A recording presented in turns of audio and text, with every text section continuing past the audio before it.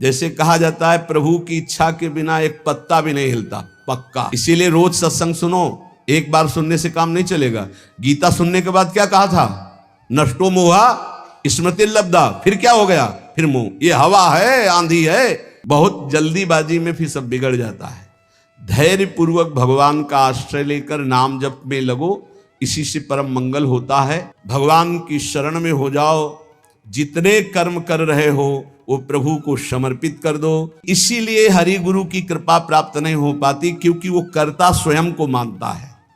कर्ता मानने के कारण उसे भोगना पड़ता है, और भोक्ता होने के कारण वो रस का अधिकार नहीं पाता। कर्ता भोक्ता भाव वाला रस का अधिकार नहीं पाता, न उसे तत्वबोध होता है।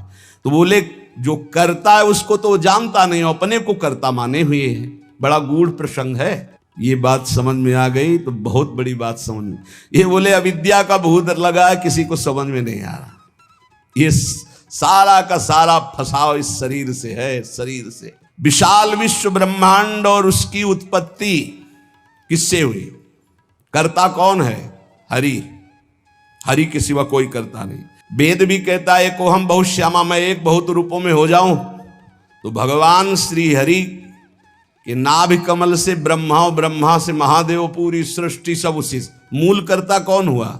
हरि। अभी जितना कार्य हो रहा है ये तीन गुणों से हो रहा है। तो तीन गुण किसके प्रकट किए हुए हैं? हरि। तो बोले फिर हमको दंड क्यों मिल रहा? क्योंकि तुम कर्ता बने हुए हो, तो भोक्ता भी तो तुम्हें को बनना पड़ेगा। कर्ता भोक्ता बने हुए हो तो शुभ अशुभ का दंड मिलेगा। बोले कर्ता कैसे हम बन गए? बोले अविद्या का भूत चढ़ गया है तुम्हारे, अज्ञान का भूत चढ़ गया। कर्ता कृत जाने नहीं, कर्ता को तो जाना नहीं। माने निज करतूत, मैं ये किया ये किया। अब देखो यहां सावधानी की बात समझना है। ये अज्ञानी जन गलत ढंग से इसे समझते हैं। जैसे कहा जाता है प्रभु की इच्छा के बिना एक पत्ता भी नहीं हिलता, पक्का। लेकिन जिसकी ये स्थिति होती है, प्रभु की इच्छा में अपनी इच्छा मिला देता है, उससे कभी पाप होते ही नहीं, क्योंकि पाप होते हैं इच्छा से। जिसकी अपनी इच्छा है और अपना भोग है, उसको नरक और स्वर्ग भोगना पड़ेगा। वो केवल बातों से कहता है, उसकी स्थिति है कर्तृत्व और भोक्तृत्व भाव से। जब तक अहंकार है तब तक पापाचरण होता है, और जब अहंकार समर्पित हो जाता है तो उसका शरीर यंत्रवत वही चेष्टाएं करता है जिससे जगत मंगल होता है। वो कहते हैं कि कर्ता श्री हरि। अभी आप कहोगे कर्ता श्री हरि, तो आप तीन गुणों से प्रभावित होकर अहंकार में पापाचरण करोगे और कहोगे कि भगवान की इच्छा से हुआ। तो भगवान की इच्छा से नरक भी बना है, बड़े बड़े दुख भी बने, वो तुम्हें भोगना पड़ेगा। अगर समस्त दुख और सुख दोनों से ऊपर उठकर परमानंद में निमग्न होना है तो बोले कर्ता को जानो। एक कल संत भगवान प्रश्न कर रहे थे कि एकांत में तो ठीक है, लेकिन जब व्यवहार में उतरते हैं तो राग द्वेष हो जाता है। क्यों? क्योंकि तुम व्यवहार में क्रिया देखते हो, कर्ता नहीं देखते, कारण नहीं देखते। अगर कारण को देखो तो कारण श्री हरिवंश भनम, क्रिया को देखोगे तो अनुकूल हुई तो राग हो जाएगा, प्रतिकूल हुई तो दोष हो जाएगा। अगर कारण को देखोगे तो सब में पावर श्री भगवान, कारण, राग द्वेष होगा ही नहीं। भगवत ऋषि जी कहते हैं औरों की तो बात जाने दो, लगे हो अविद्या भूत काहे तुझ रक्षा करी हो। समीप में बैठे हैं अर्जुन जी के भगवान श्री कृष्ण। एक ब्राह्मण आता है और श्री भगवान के सामने वो कहता है प्रभु प्रभु अभी अभी मेरा पुत्र प्रकट हुआ और पधार गया। द्वारिकापुरी की बात है। प्रभु पैदा होते ही मर गया, ऐसा तो कभी नहीं हुआ कि पुत्र पिता के सामने मर जाए। ये तो धर्म रहित बात है। और अपने बालक को भगवान के सामने से राजमहल के द्वार पर रखता है और विलाप करके बड़ी आतुरता पूर्वक कहता, संदेह नहीं कि इस समय पृथ्वी में ब्रह्म ऋषियों का द्रोह करने वाले लोग पैदा हो गए हैं।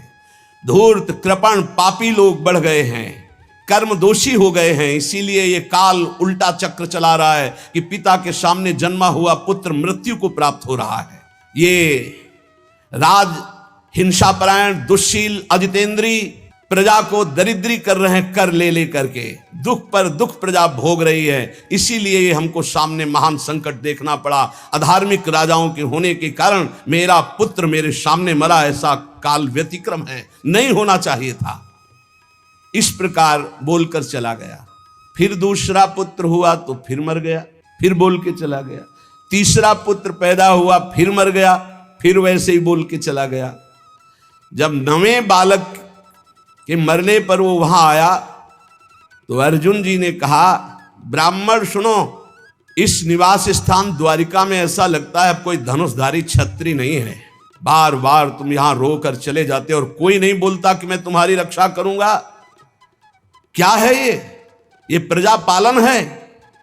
अरे जिनके राज्य में कोई ब्रह्म ऋषि दुखी हो जाए धन से, पुत्र से या किसी अन्य कारण से, तो उसका राज्य नष्ट हो जाता है। जहां साधु वैष्णव ब्रह्म ऋषि दुखी हो जाए। मैं समझता हूं इस समय तुम बड़े संकट में हो, बड़े दीन हो रहे हो क्योंकि तुम्हारे पुत्र मर रहे हैं। मैं प्रण करता हूं तुम्हारे पुत्र की रक्षा करूंगा। कर्ता को जाने नहीं, भगवत ऋषि जी कह रहे हैं। अरे उनका जाओ, तुम बात क्या बनाते हो, तुम क्या पूर्ण करोगे?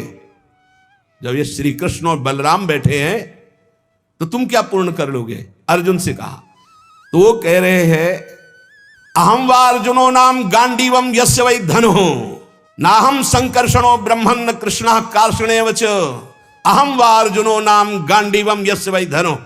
मैं कोई संकर्षण नहीं हूं बलराम जी, और मैं कोई कार्षणी कृष्ण नहीं हूं। मैं गांडीव धनुषधारी अर्जुन, जो बोलता हूं वही करके दिखाता हूं। यहां दो भाव निकलते हैं कि देखो भाई, मैं कोई कृष्ण बलराम तो हूं नहीं, उनका दास हूं। तो भगवान अपने प्रण को चाहे भुला दे, लेकिन दास के प्रण का निर्वाह करते, इसलिए मैं प्रण लेता हूं कि मैं तुम्हारे पुत्र की रक्षा करूंगा। और एक भाव ये होता है कि मैं कोई कृष्ण बलराम नहीं हूं, मैं गांडीव धनुषधारी अर्जुन हूं, जो प्रण लेता हूं उसे पूर्ण करता हूं। ब्राह्मण ने कहा, कैसी बड़बड़ करके बातें कर रहे हो? संकर्षणो वासुदेवा प्रद्युम्नो धन्विनाम्बरः अनिरुद्धो अप्रतिरथो न त्रातुं शक्नुवन्ति यत् तत्कथं नु भवान कर्म दुष्कर्म जगदीश्वरै चिकीर्षसि त्वं बालिष्यात् तन्न सद्दम्हे वयम्। अरे जहां बलराम जी विराजमान, हल मूषलधारी सुदर्शन चक्रधारी श्री कृष्ण प्रद्युम्न अनिरुद्ध, ये अतिरथी महावीर, जब ये जगदीश्वर हमारे पुत्र की रक्षा नहीं कर सके तो तू क्या ये बालकों की मूर्खता जैसी बात करते हो? अर्जुन से कहा। अर्जुन ने कहा, फिर कहता हूं मैं गांडीव धनुषधारी अर्जुन हूं। ब्राह्मण देवता, यदि मैंने तुम्हारे पुत्र की रक्षा नहीं की तो चिता लगाकर तुम्हारे सामने भस्म हो जाऊंगा। मेरे बल पौरुष का तिरस्कार मत करो। जानते हो मुझे, मैं वो अर्जुन हूं जो महादेवाधिदेव भगवान शंकर को युद्ध में तृप्त कर दिया। ऐसा है, मैं अधिक क्या कहूं, अगर मृत्यु भी सामने आएगी तो मैं जीत कर तुम्हारे पुत्र की रक्षा करूंगा, मैं वचन देता हूं। तब ब्राह्मण ने कहा, जय हो कुंती नंदन अर्जुन, तुम्हारी जय हो भाई, धन्य है, तुम्हारा बल पौरुष प्रशंसनीय है। अब मैं जा रहा हूं, जब बालक होने को होगा तो मैं तुम्हें सूचना दूंगा। फिर समय आया प्रसव का, ब्राह्मण भागता हुआ आया, अर्जुन अर्जुन इस बार तुम मेरे बच्चे को बचा लो, मृत्यु से बचा लो। अर्जुन तत्काल गए, आचमन किया, भगवान शंकर का ध्यान करके प्रणाम किया, श्री कृष्णचंद्र की तरफ देखा भी नहीं, कर्ता को जाले ले यही बात समझा रहे हैं, समझो। और दिव्यास्त्र का स्मरण किया और गांडीव पर प्रत्यंचा चढ़ाई और ऐसा बाणों का हाहाकार मचा दिया कि वायु भी प्रवेश करेगी प्रसव ग्रह में तो अर्जुन की आज्ञा से प्रवेश करेगी। दिव्यास्त्रों से पूरा बांध दिया, मंत्र से अभिमंत्रित करके प्रसव ग्रह को चारों ओर से घेर दिया, ऊपर नीचे दाएं बाएं, ऐसा पिंजड़ा और दिव्य मंत्रों के द्वारा। पहले तो कम से कम बालक पैदा होकर के रोता फिर मर जाता था, अब पैदा हुआ ना तो सौ मिला ना आवाज सुनाई दी, गायब हो गया। पहले तो कम से कम लाश तो मिलती थी, रोता तो था फिर मर जाता था। अब वो ब्राह्मण अर्जुन से कहने लगा कि मेरी मूर्खता देखो, इस नपुंसक की बात में मैं आ गया। हाँ, अरे जहां श्री कृष्ण बलराम नहीं रक्षा कर पाए, इसकी डींग भरी बातों पर मैंने विश्वास कर लिया। ना प्रद्युम्नो ना अनिरुद्धो न रामो न च केशवा यस्य सेको परित्रातुम कोन्यस्तद वितेश्वरः। कौन ऐसा है जहां श्री कृष्ण बलराम प्रद्युम्न और अनिरुद्ध नहीं रक्षा कर पाए, वहां और त्रिभुवन में कौन रक्षा कर सकता है? मिथ्यावादी अर्जुन को धिक्कार है, अपने मुंह से बड़ाई करने वाले गांडीव धनुषधारी अर्जुन को धिक्कार है। दुर्बुद्धि मूढ़तावश कहता था कि मैं तुम्हारे बालक की रक्षा कर लूंगा, अब ब्राह्मण तो क्रोध में, देखने को मुंह नहीं मिला लड़के का, पैदा हुआ गायब। अर्जुन ने कहा ब्राह्मण मेरा अपमान मत करो। तत्काल योग बल से यमपुरी गए। भगवान धर्मराज जी ने देखा कि अर्जुन पधारे, बोले इस समय अर्घ पात्र लेने का हमें अवसर नहीं है, हमें यह बताओ कि वो जीवात्मा तुम्हारे यहाँ आया है? बोले हमारी पुरी में नहीं आया। विचार किया कि कहां चला गया जब यमपुरी में नहीं आया।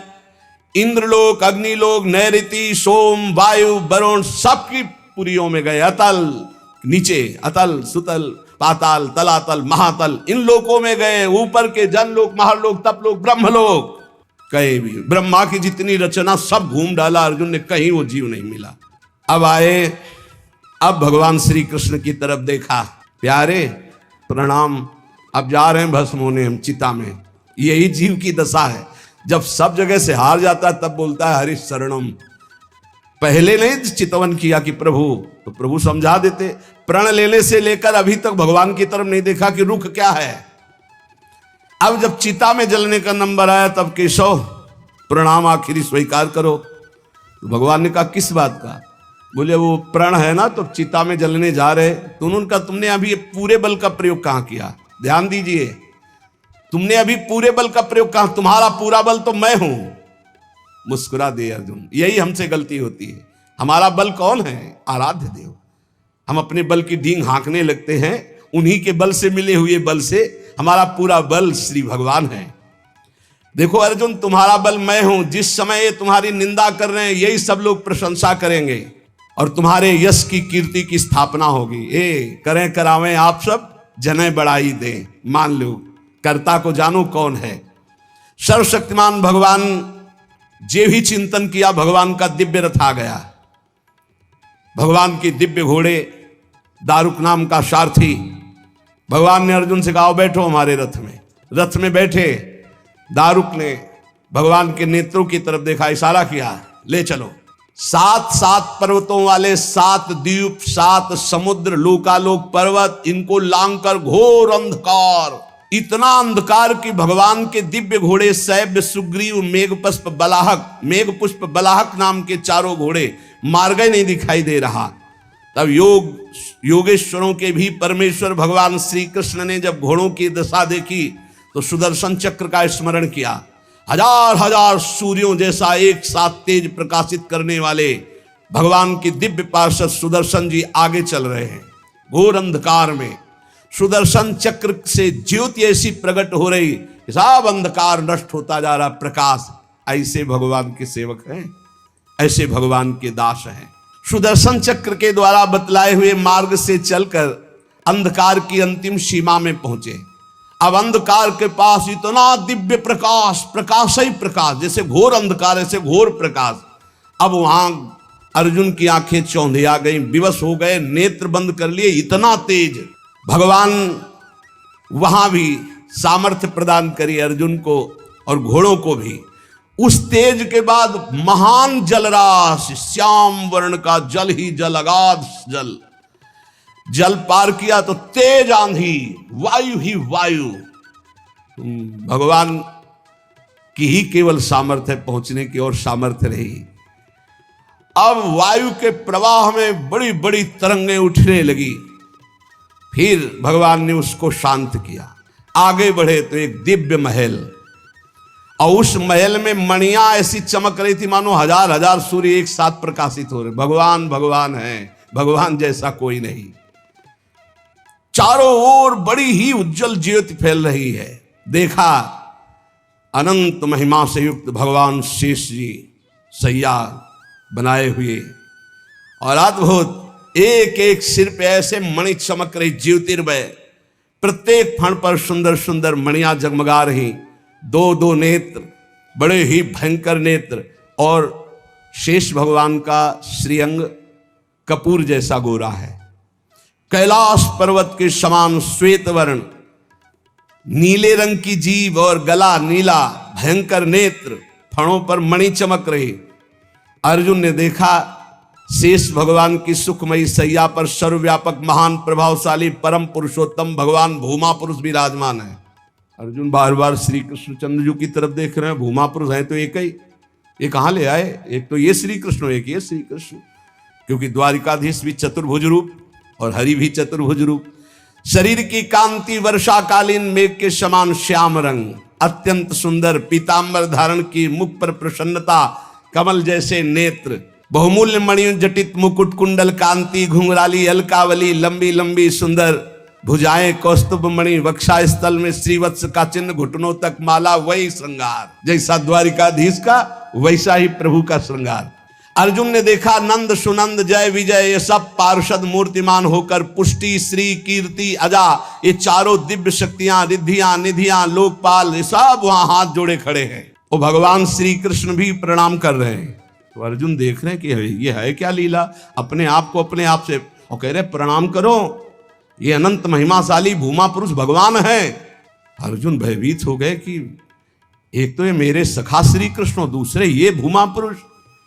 श्री कृष्ण ने फिर प्रणाम किया और हाथ जोड़कर कहा कि हे भूमा पुरुष, आप कृपा करके आदेश कीजिए। गंभीर वाणी में बोले, हे अर्जुन और हे श्री कृष्ण, तुम दोनों को देखने के लिए मैंने उन पुत्रों का अपहरण किया, मैंने अपने पास मंगाया। तुम मेरे ही अंश से प्रकट हुए हो और धर्म की रक्षा के लिए पृथ्वी पर अवतार ग्रहण किया। पृथ्वी के भार से दैत्यों का संहार कर चुके हो, अब तुम्हें लौटकर हमारे ही स्वरूप में फिर विलीन होना है। तुम पूर्ण काम सर्वश्रेष्ठ हो, जाओ अभी कुछ कार्य बकाया है, लोक संग्रह के लिए वो कार्य करके पुनः मेरे पास आ जाओ। भगवान श्री कृष्ण भी हाथ जोड़े खड़े, अर्जुन भी खड़े हैं। अति विचित्र भगवंत गति, बड़े बड़े ख्याली। अर्जुन के होश उड़ गए, नए भूमा पुरुष कौन हो गए भाई, ये परम पुरुष तो हमारे सामने खड़े हैं, यही है यही। अगर ये अपने रहस्य को न बतावे तो कोई, इनका एक नाम है अनंत, कोई अंत ही नहीं पा सकता है। अर्जुन और श्री कृष्ण को आदेश किया, सर झुकाकर, अर्जुन देखते जा रहे, सर झुकाकर भगवान कह रहे जो आज्ञा। फिर वो सब बालक वापस कर दिए, उन बालकों के लिए वैसे ही मार्ग से फिर द्वारिका में लौट के आए।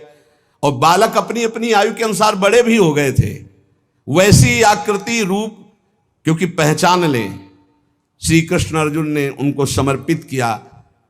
अर्जुन के आश्चर्य की सीमा न रही, तब उन्होंने अनुभव किया और भगवान से कहा, प्रभु मुझे पता चल गया। बोले क्या? बोले पूरे जगत में जिसके बुद्धि बल, ज्ञान बल, पौरुष बल जो कुछ भी है वो हे श्री कृष्ण केवल आपकी कृपा से है, ये मुझे पता चल गया। यही पता चलना है, इसीलिए रोज सत्संग सुनो। एक बार सुनने से काम नहीं चलेगा। गीता सुनने के बाद क्या कहा था? नष्टो मोहा स्मृति लब्धा। फिर क्या हो गया? फिर मोह। ये हवा है, आंधी है, कभी भी गंदा कर सकती बुद्धि को। देखो अर्जुन जी ने गीता सुनने के बाद कहा था नष्टो मोहा स्मृति लब्ध, फिर मोह हो गया, मोह माने अज्ञान। फिर कहने लगे कि मैं कोई श्री कृष्ण बलराम, आज फिर बोल रहे आप। इसीलिए निरंतर भजन और सत्संग के लिए महापुरुष जन कहते हैं, जिससे हमारी बुद्धि रोज पावन होती रहे। जैसे पोछा लगा दिया सोनी लगाने के बाद और दरवाजा खुला छोड़ दिया तो फिर गंदा होने की संभावना। इस समय हर इंद्रियों को शासन में रखते हुए नाम जप करते हुए ये परम पद तब प्राप्त होता है। तो इसलिए भगवत रसिक जी कह रहे हैं, बहुत जल्दीबाजी में फिर सब बिगड़ जाता है। धैर्य पूर्वक भगवान का आश्रय लेकर नाम जप में लगो, इसी से परम मंगल होता है, इसी से परम लाभ होता है। क्योंकि भगवान शंकर भी जिनका चरणोदक माथे पे धारण किए हुए हैं वो भगवान श्री हरि हैं।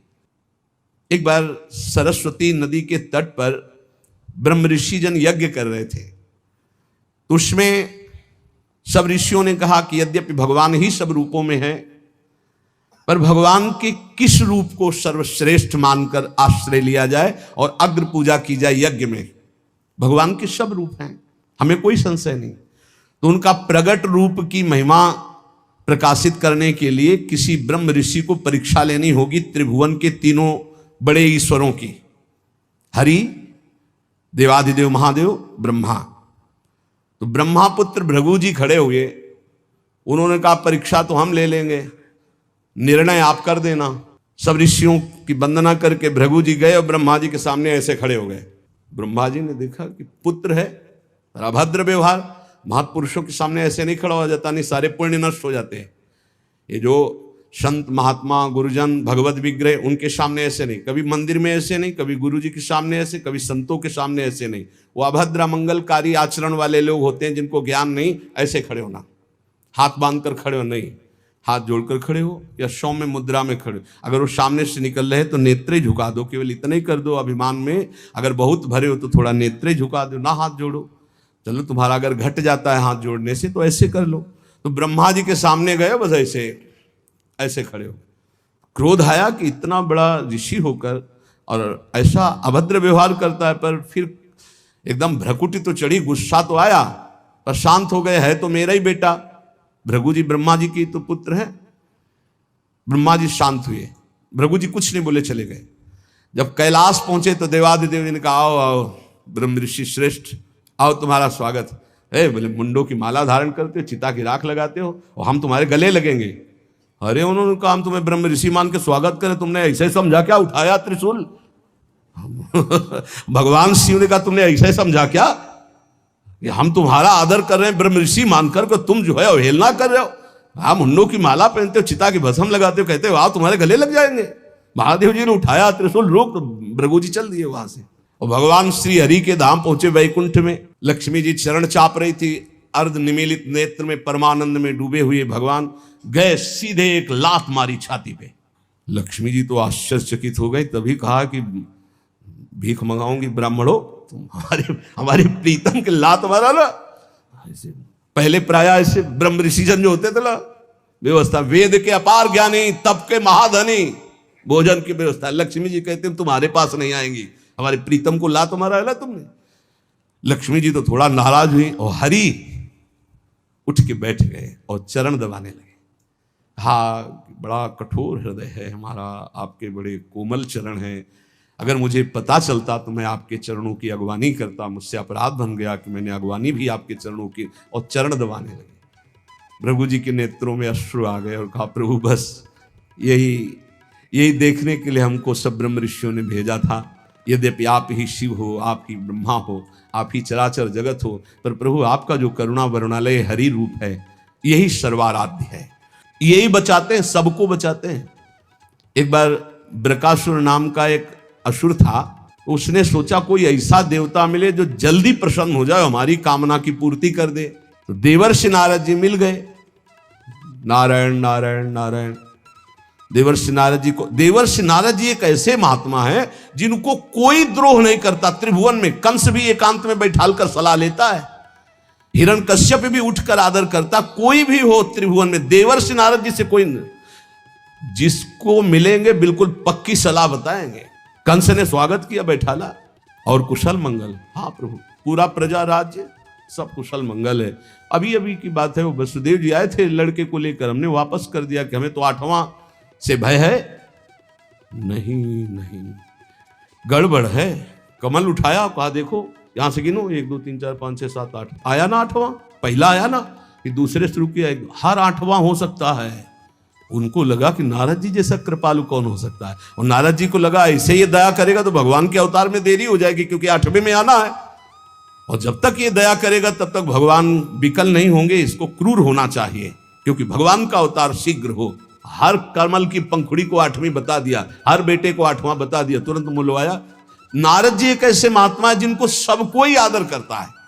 बृकासुर ने देखा, साष्टांग दंडवत हुआ, नारायण नारायण। महाराज कोई ऐसा भगवान बताओ जो बहुत जल्दी प्रसन्न हो जाए। बोले वो तो शास्त्रों में प्रसिद्ध है, आशुतोष, देवाधिदेव महादेव, उनके ज्यादा आशुतोष। वो ऐसे देवता है, वो जल्दी प्रसन्न हो जाते हैं। और कोई सेव संतरा की जरूरत नहीं भाई, देवाधिदेव महादेव देख लो। कोई देवता ऐसा भोग नहीं पाएगा, त्रिभुवन में कोई देवता नहीं ऐसा भोग पाएगा जैसा देवाधिदेव भगवान शिव एक चुल्लू जल में प्रसन्न। ऐसे कृपालु हैं कि जो कोई सृष्टि में न स्वीकार करे, वो स्वीकार करने के लिए तैयार, उतने में प्रसन्न हो जाते हैं। बोले आशुतोष देवाधिदेव महादेव हैं। और वो सोचा कि मंत्र और ये आराधना हमसे तो बनेगी नहीं, आसुरी प्रवृत्ति है। तो अग्नि को प्रकाशित करके अपने शरीर का मांस नोच नोच करके स्वाहा, भगवान शिव का मंत्र जपता तो स्वाहा। भगवान शिव बड़े कृपालु के, बेकार को ऐसे, हम तो एक चुल्लू जल में प्रसन्न हो जाते हैं, इतनी भगवान शिव प्रसन्न हो गए। कर्ता को जाने नहीं, हम ये बता रहे। भगवान शिव ने कहा काहे को तुम इतना कष्ट सह रहे हो, क्या चाहिए तुम्हें? तो माता जी के सहित प्रकट हुए थे। माता जी त्रिपुर सुंदरी असुर है ना, राक्षस, तो इसकी बुद्धि तो राक्षसी ही रहेगी। भगवान शिव की तरफ देखा, माता जी की तरफ देखा, उसने कहा प्रभु मेरी इच्छा है कि मैं जिसके ऊपर हाथ रख दूं वो भस्म हो जाए। भगवान शिव बिना विचार किए बोले तथास्तु, ऐसा ही हो। जे भी ऐसा कहा तो उसने सोचा परीक्षा के लिए भगवान शिव के ऊपर हाथ रख के देखे ना, इन्हीं का वरदान इन्हीं को। भगवान शिव के ऊपर ऐसे जो हाथ कर भगवान भागे, क्योंकि जानते थे कि सत्य है, रख देगा भस्म हो जाएगा। शरीर तो भाई भगवान ने ही आदेश और वो वर दिया है, उन्हीं के बल से भागे, वो भी पीछे भागे। माता जी खड़े लीला देख रहे हैं। भगवान शिव जब पीछे देखे तो दौड़ के पीछा बस हाथ ही रखने का। भगवान ने कहा कहां तक भागेंगे? कर्ता को याद किया।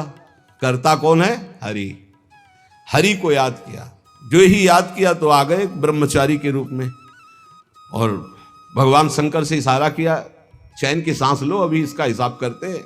नजदीक गए, बोले प्रणाम बृकासुर जी। इतना प्यार से विश्व में कोई नहीं बोला था, तो असुर प्रणाम बृकासुर। अमृतमय वचन और ऐसा आकर्षण और ऐसे कमल नयन और ऐसी चितवन को खड़ा हो गया। बोले वृकासुर जी यदि आपको मेरे सहयोग की आवश्यकता हो तो सहयोग से बड़े बड़े काम बन जाते हैं, आप क्यों भाग रहे हो इनके पीछे? बोले इनके ऊपर हाथ रखने, तो तुम्हारे हाथ में कुछ है क्या जो रखना चाहते हो? बोले वरदान दिया है शिव जी ने कि जिसके ऊपर हाथ रख दोगे वो भस्म हो जाएगा। अरे बोले अभी तुम्हें विश्वास है? दक्ष ने साप दे दिया था, इनके पास कोई ताकत नहीं रह गई। तुम हाथ रख के अपने ऊपर देखो, अगर झूठा निकलेगा ना तो दोनों मिल करके। हाँ ये बात तो पक्की है। एक सेकंड में हिसाब कर, हरि है हरि। एक सेकंड उसको यह समझ में ले आए कि अगर हाथ रखा सच्ची हुआ तो कौन बताएगा आके इनको। जो ही ऐसे किया सो क्षण में भस्म हो गया, राख हो गया। भगवान शंकर ने बोले प्रभु थोड़ा सोच समझ के वरदान दिया करो, तुम तो ऑर्डर डाली हो, अपनी भी सुरक्षा नहीं देखते। भगवत रसिक जी कह रहे करता कृत जाने नहीं, माने निज करतूती, ते प्राणी दुख पावही, लगो अविद्या भूत, लगो विद्या भूत कहें द्विज रक्षा करी हो। अर्जुन मेरो नाम नहीं पावक में जरी हो, कर गही श्याम बचाए, बतायो जो शिशु हरता, भगवत रसिक नरेश सकल करतन को करता। इसलिए एकमात्र भगवान की शरण में हो जाओ। जितने कर्म कर रहे हो वो प्रभु को समर्पित कर दो। और रोज एक बार हमारी प्रार्थना है, ये सब याद नहीं कर पाएंगे पर सत्संगी हो इसलिए याद करना, मरना है। ये बात हमारी बात पक्का मान लो, ये हम बहुत बड़ा मंत्र बता रहे हैं। अगर ये एक बार 24 घंटे में एकांत में सोचोगे कि यार मरना है, सब कुछ छूटेगा, जाना है, तो आपका भजन बनने लगेगा, आप कुछ कमाई कर लोगे। अगर ये भूल गए कि मरना है तो मनमानी पापाचरण होता है। मौज लो, जो होगा देखा जाएगा। नहीं, तुम देखने लायक नहीं रहोगे। तुम क्या जानते हो जब कर्मों का फल आता है तो भोगना कैसा होता है? नहीं, तुम्हें पता नहीं। इसलिए आनंद में जीवन व्यतीत करने के लिए यावत स्वस्थमिदम कलेवरम यावत च दूरे जरा। आज शरीर स्वस्थ है तो ऐसा उपाय कर लो कि आपका मन निरंतर नाम जप में लग जाए, बस जीत जाओगे। हर समय नाम जप, बहुत ठौर ठिकाना मजबूत मिल गया है। ये कोई भ्रम वाला मार्ग नहीं है जहां आप लगे हो। ये तस्मात् शास्त्रम प्रमाणम ते, ये कोई मनमुखी मार्ग नहीं है कि अपनी वासनाओं की पूर्ति के लिए किसी नए मार्ग की स्थापना की हो। ये आचार्य परंपरा से, ये सदग्रंथ, सदवाणी, सदव्यवहार, सदाचरण से युक्त ये भगवत मार्ग है। इसलिए हरिशरणम भगवत